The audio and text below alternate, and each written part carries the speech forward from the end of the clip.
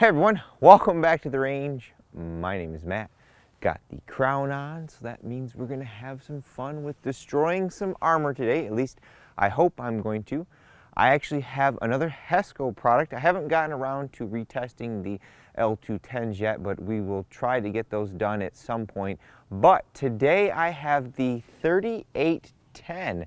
This is their multi-curve level 3 plus or RF2 plate.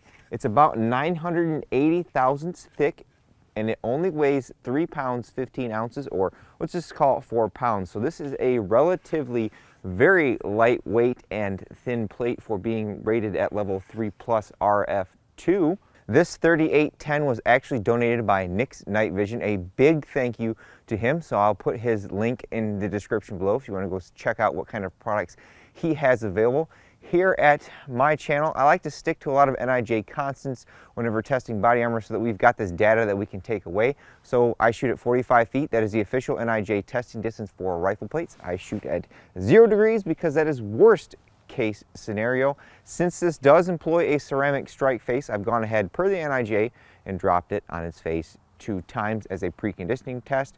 I did have some exchange with Hesco when I first got this plate in, asking them why this plate, being NIJ certified, it does appear on the CPL list, does not have a foam strike face protected on it, and they said that this particular design doesn't need it. Hopefully that remains true. I put a spreadsheet here at the beginning of all the different rounds that we're going to shoot at it so you guys can foreshadow what I'm going to do. We also use a chronograph whenever possible. We've got a Pro Chrono Pal Digital DLX. It's around 40 to 45 degrees outside today. I'm losing light, but I've got the light shades on there, so we should be getting velocities off this. I also use a giant clay briefcase filled with Roma Plastilina #1 that acts as a compressible media so that the plate has maximum energy transfer on it, so it's not, you know, we're not putting it on the ground and someone's shooting it and then it's flying off into nowhere. Now, this is the same clay that the NIJ uses, but I can't keep the temperature out here, so it's going to give us a representation. So if we see this giant fist of clay taken out of the back, that's probably not a good sign for an official NIJ test. I also want to mention that our Hesco 3810 employs a full edge-to-edge ceramic strike face. The NIJ will only test a minimum of 2, sometimes 3 inches from the edge here. So a lot of companies who advertise lighter plates are going to play a little bit gray area there by reducing the amount of ceramic that's there, but this Hesco 3810 has full edge-to-edge ceramic strike face protection. Since 5.56 is a fairly common threat, I always figured it's a good place to start. Now, Hesco did tell me how thin the ceramic strike face is on this plate, so I'm going to start with our 10.5 inch SBR with M855A1. That is the Army's current issue ball round. It is an enhanced version of M855. It has a larger and harder steel penetrating tip and a copper core. Then I'm going to step up to the 22 inch and shoot some M855 and some M193. We should see good velocity out of the M855. The M193 is very temperature sensitive, but I do believe this plate is rated up to 3150 for the M193 and 3115 for the M855.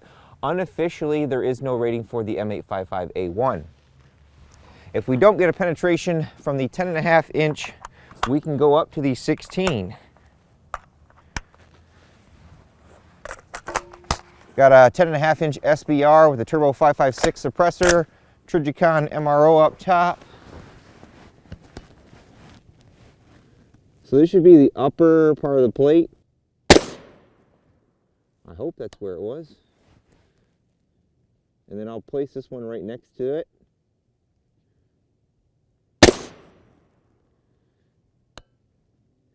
And then this one I'll place the lower left-hand corner. All right, now time to see if our king of speed, this is our 22 inch TC compass. I got called out in the L210 test that I was using too much barrel length for real world, but if this plate stops it with a 22 inch at 45 feet, someone engaging you at, 25, 30 yards with an SBR or a 16 inch, this plate is going to definitely stop those rounds. Make sure I don't mix these up here first. We'll take the M855 shots first, then the M193s second. Getting cold. Hopefully the quality of our video is still pretty good. I think I will do the teardown at home when we have good ample light and possibly the closing, so I can make sure I maximize the time I have left.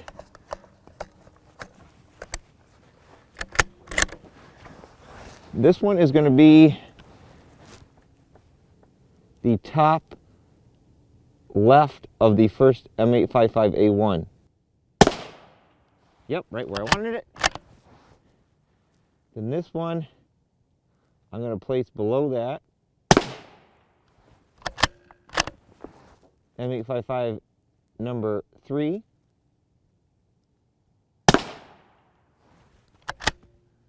Last M855.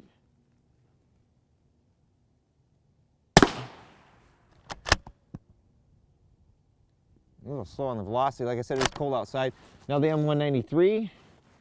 I'm just walking these right in a line so I can decipher where I'm shooting things at. Oh, good velocity. Good job, Independence, M193.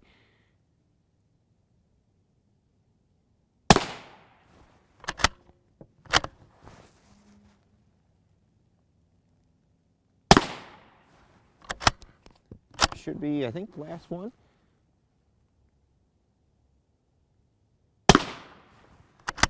Nice. I've got what I believe to be fair hits on that sucker. Let's go see what carnage awaits us.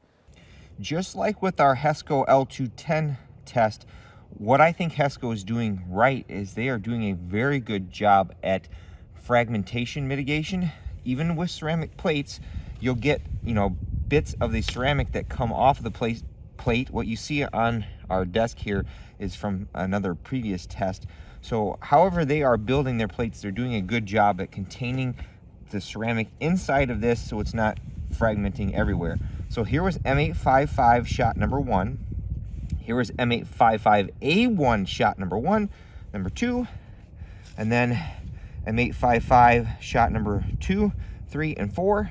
M193 shot number 1, 2, 3, and 4, and then M855A1 was right here. That is not a fair hit. That is not 2 inches there. I don't know why I put that there, but I'm not hearing any of this ceramic broken, at least.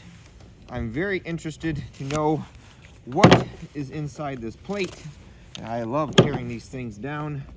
Place those bets in the comments below as I smack myself with our strap.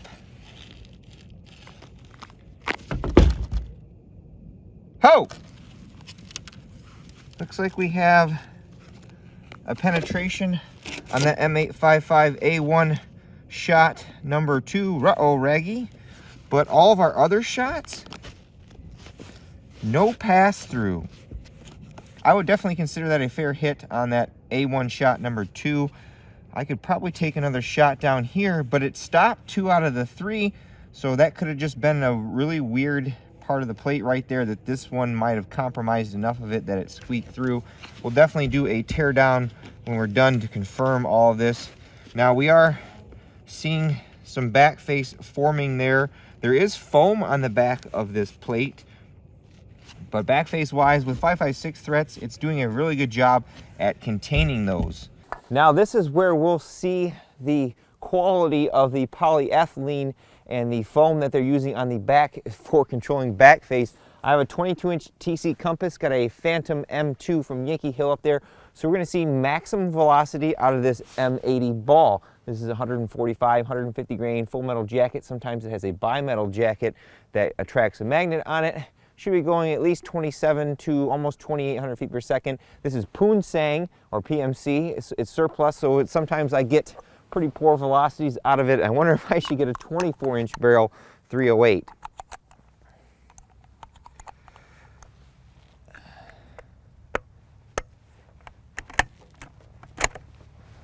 All right. This one I'm going to place right above where it says drop test. And I placed that right where I wanted it. This one, I'm going to go all the way to the right, above where it's weight, where the weight is listed.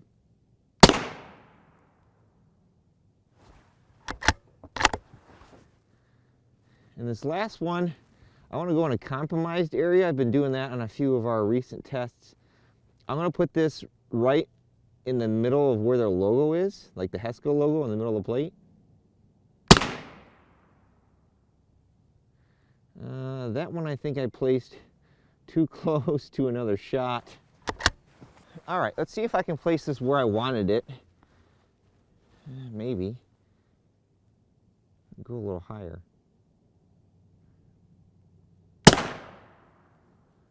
All right, that guy is where I wanted it. We all mess up sometimes, folks, but I think I have some good fair hits on our plate. M80 ball shot number 1 was right there. We are really close to the edge. That would not be considered a fair hit in the NIJ's mind. It'd have to be up here. This shot was number 2. That is a fair hit. That's 2 inches from the edge. Number 3 is definitely not a fair hit. I don't know how I got that one there, but sorry, folks. And then number 4 was right up here. I would consider that a fair hit as well. Everybody online, you know, a lot of people say ceramic is fragile. You can't handle multiple hits. Look at all the hits I put on this plate. Now, we did get a penetration from the M855A1, but all the other 5.56 threats are stopped from the longest barrel length. You know, if you get hit 1 or 2 times, you're not getting out of the way, shame on you, but we got to get over the stigma that ceramic is not multi-hit capable. Now, steel armor can take a lot of hits, but when you get into the advanced threats that ceramic is good at stopping, that's kind of where it ends. Steel can't stop any of those.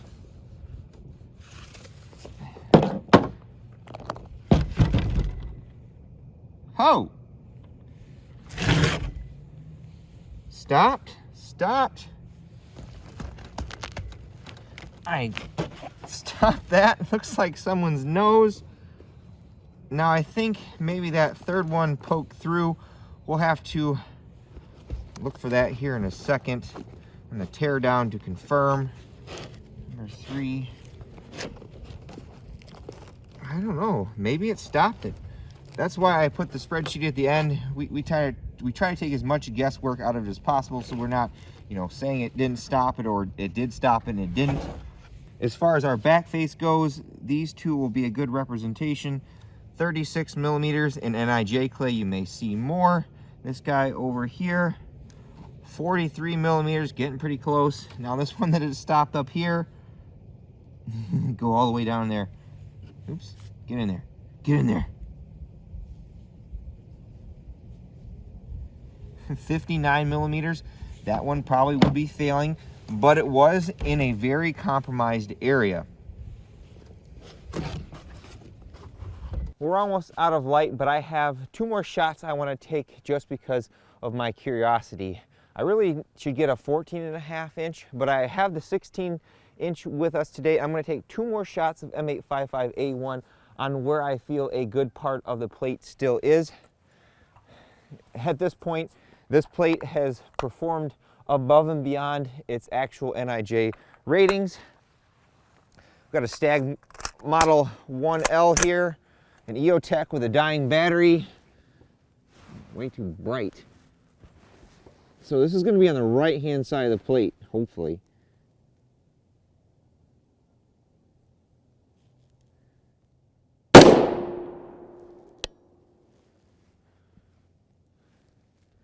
And then this will be below it.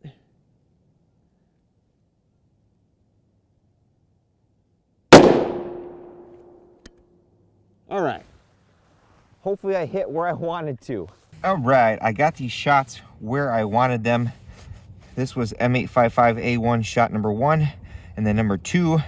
This one's 2 inches from that shot. I wanted to be a little higher, but I felt that those areas of this plate were a good solid piece. Like I said, whatever ceramic they are using is staying intact.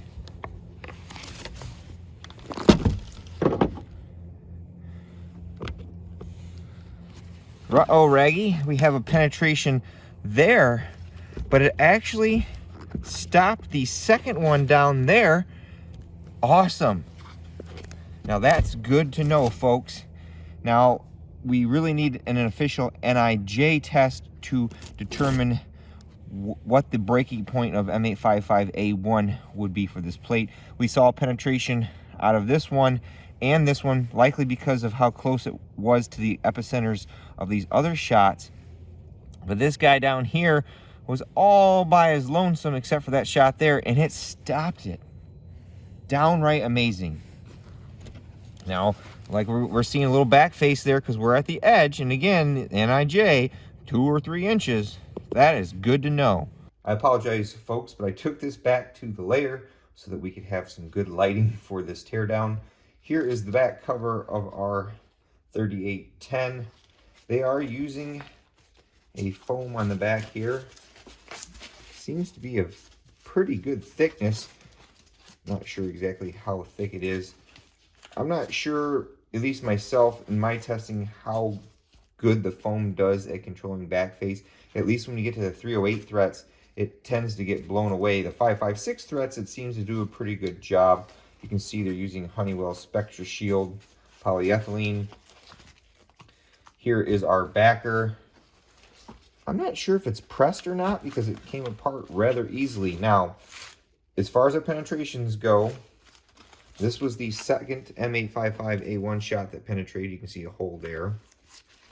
This was that 308 shot that penetrated because it was like literally a ½ inch from the other shot. Now that M855A1 from the 16-inch that squeaked through actually came, looks like it came out the side because some of the other shots bunched up our polyethylene here. Had this been a pressed backer, I would have imagined that would have stopped that. It's really hard to say. You can see the holes there. Yeah, I definitely say this is not a pressed plate, or at least it doesn't appear to be in my experience. There's the front. Now, some people thought that they were using boron carbide for a strike face in these. They are not. This is alumina. Kind of like the RMA 1092 series. We've got a lot of adhesive here on the front and back of the ceramic strike face. And this is monolithic, edge to edge. And this whole thing, after taking all those rounds, is still in one solid piece. I measured it at 167 thousandths thick. That could be a little bit overboard because of the adhesives and things they're using on there, so it could be thinner, but very impressive for that thin of a plate. There was that 308 shot that actually penetrated. What it was this guy. That one was, you know, an inch from that last shot, so that's definitely not a fair hit. And then that M855A1 shot that penetrated, that went off to the side, was that guy right there. But color me impressed. That's an alumina strike face, and we didn't do too bad as far as covering all of our threats. Well, everyone, I was very surprised with our results on our Hesco 3810. Now, this plate is higher price range-wise than some of the other plates that I've tested. It is an NIJ certified model under the 06 standard, level 3.